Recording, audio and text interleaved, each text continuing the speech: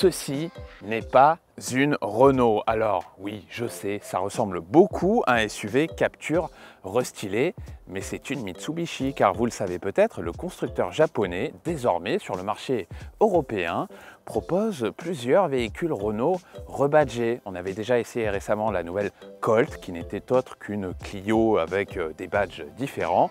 Et aujourd'hui, sur Caradisiac, on prend le volant de la SX restylée. C'est un Captur Renault qui ne dit pas son nom et qui essaie de ne pas ressembler à une Renault. Et sur Caradisiac, on va se poser une question assez bête, mais assez importante aussi, c'est quel intérêt d'opter pour ce Mitsubishi et ne pas se contenter du modèle d'honneur et original, sachant en plus de ça qu'il devrait coûter un tout petit peu plus cher à équipement égal.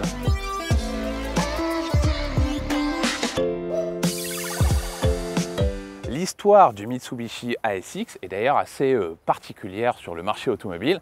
La première génération était arrivée en 2010 et à l'époque, elle avait donné son châssis à des véhicules du groupe PSA. Souvenez-vous du Peugeot 4008 et de l'ancien Citroën C4 Aircross. Eh bien oui, c'était un châssis de Mitsubishi ASX rebadgé. Et là, en 2022, ils sont arrivés avec la deuxième génération qui n'avait plus rien à voir avec le groupe PSA, mais plutôt avec Renault. Car oui, entre-temps, Mitsubishi avait lâché ses partenaires de PSA et s'était rapproché de l'alliance Renault-Nissan. Et donc c'est comme ça qu'on arrive à cet ASX de deuxième génération qui est clairement un Renault Captur avec des badges différents. Alors, il était arrivé donc en 2022, on l'a dit, et à cette époque, il ressemblait beaucoup à un Captur. Et pour cette version restylée, qui n'arrive moins de 2 ans après la deuxième génération de l'ASX, eh ben, les Japonais ils ont essayé de tout faire pour que le véhicule ressemble moins à une Renault. La Colt, c'était quasiment une Clio.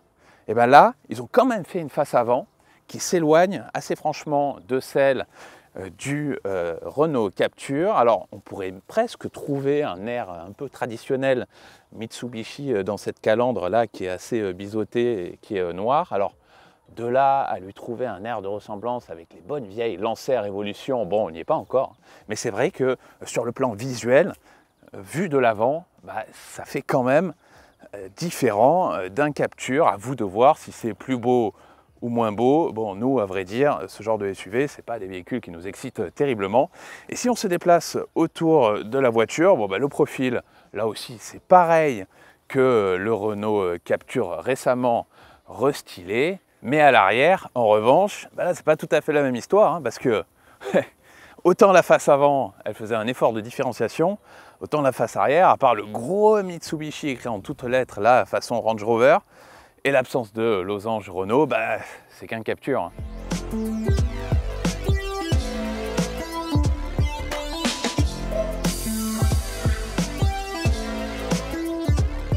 À l'intérieur aussi, l'ASX n'est autre qu'un Renault Captur. C'est exactement la même planche de bord, la même finition. Bon, sur le volant, oui, là on a les 3 diamants Mitsubishi au lieu du losange, mais à part ça, il n'y a pas de surprise. Alors attention, ça ne veut pas dire qu'il y a des nouveautés intéressantes, puisque comme sur le Captur restylé, eh bien on gagne sur cette interface, sur cette tablette tactile centrale de 10,4 pouces, la nouvelle interface de Android Automotive Google, qui est nettement plus performante que le précédent système de Renault. Donc ça, c'est vraiment une excellente nouvelle. On a aussi un nouveau combiné d'instrumentation numérique qui fait 10 pouces ici sur cette version haut de gamme ou 7 sur l'entrée de gamme. Alors oui, précisons que là, on a la version très haut de gamme, InStyle. Mitsubishi France, il ne nous donne pas encore les tarifs chez nous, mais il faut savoir qu'un Captur Renault dans sa finition Esprit Alpine haut de gamme, c'est quasiment 34 000 € quand même, donc il faudra s'attendre à un tarif de cet ordre-là pour cette version qui est franchement très sympa en présentation. Intérieur, il y a du plastique moussé en abondance, y compris sur le haut des contreportes, pour plaire à Stéphane Schlesinger. Un petit peu de plastique dur ici sur les parties basses, forcément dans ce segment-là. Et de jolies finitions ici, par exemple, là sur la partie basse de la console centrale, où on peut poser son genou sans que ce soit douloureux. Bref, c'est une bonne ambiance générale, même si le style commence un tout petit peu à dater par rapport aux modèles les plus modernes de la catégorie.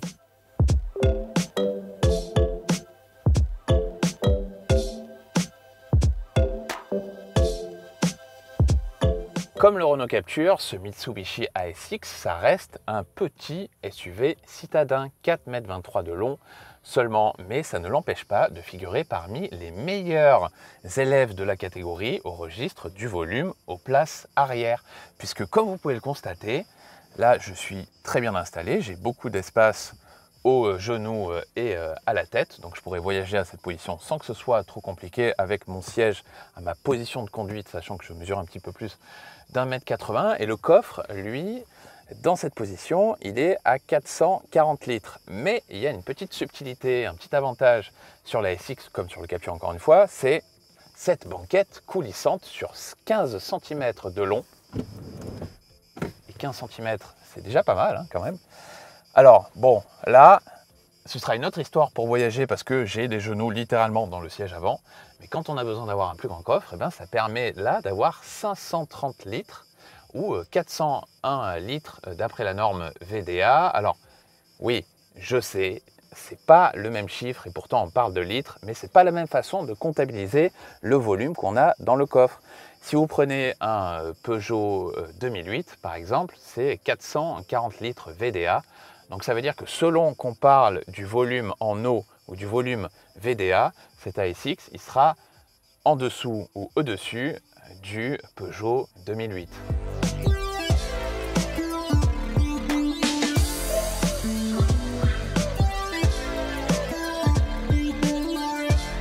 Et sur la route, est-ce qu'on retrouve le fameux toucher de route des anciennes Mitsubishi sportives?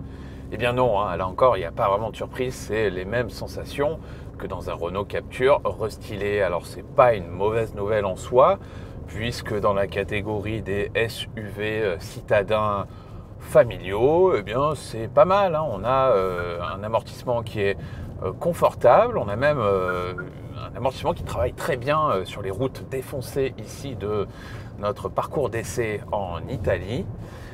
On a une direction qui est aussi assez directe pour un SUV familial. Donc au début c'est même un peu surprenant, mais c'est bien, c'est assez dynamique.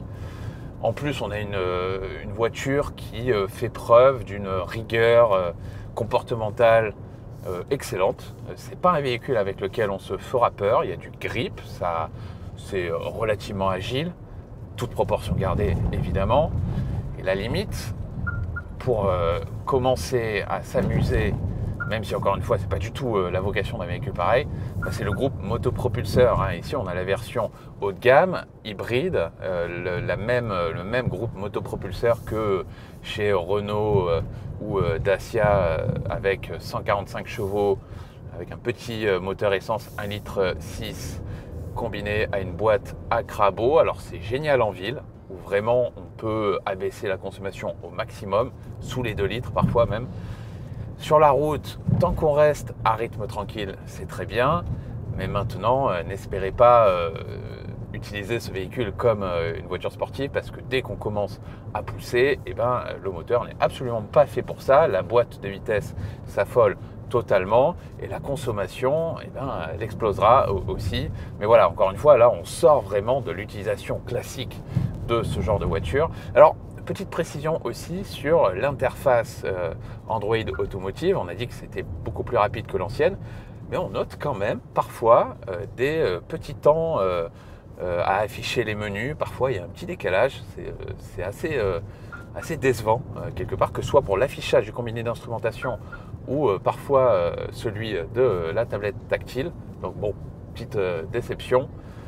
Maintenant, voilà, c'est une voiture, une bonne voiture familiale, il n'y a rien de spécial à redire. Je pense que ce sera aussi pas mal avec un petit moteur essence classique à boîte manuelle, que ce soit en 140 chevaux ou même en 90 chevaux. Et il y aura aussi une version GPL de 100 chevaux qui permettra d'alléger un petit peu la facture en carburant.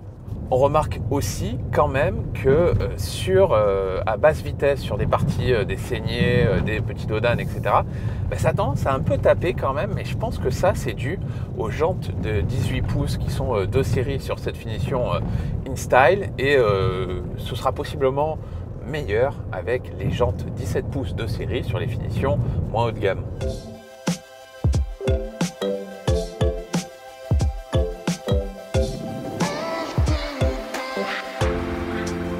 Et le prix, alors, le problème c'est qu'on ne le connaît pas encore, il n'a pas été dévoilé pour le marché français, mais Mitsubishi nous explique déjà que ce ASX restylé sera légèrement plus cher à finition équipement équivalent que le Renault Captur, sachant que ce dernier démarre à 24 900 € avec le petit moteur essence de 90 chevaux, également disponible sur l'ASX. Eh bien, il faudra s'attendre sur une entrée de base au-dessus des 25 000 € ou même au-dessus des 33 000 € pour notre version haut de gamme, hybride, 145 chevaux en finition InStyle. Alors, bon, pourquoi vous devriez préférer le Mitsubishi ASX à l'original, le Renault Captur? Bon, il y a peut-être l'argument du style, mais sachant qu'on ne parle pas ici d'une véritable voiture plaisir comme ça pourrait être le cas pour les anciennes Mitsubishi Lancer Evolution par exemple, je ne pense pas que ce soit un argument déterminant pour la clientèle d'un SUV citadin classique. Au final, le seul argument qui nous paraît recevable, c'est celui de la garantie, parce que oui, Mitsubishi a décidé d'étendre sa garantie à 8 ans et 160 000 km sur l'ASX comme sur les autres modèles de la gamme. À titre de comparaison, le Renault Captur, lui, il est garanti que 2 ans. Alors ce n'est pas un remède miracle, c'est-à-dire qu'il faudra quand même faire des visites annuelles qui vont probablement coûter quelques centaines d'euros.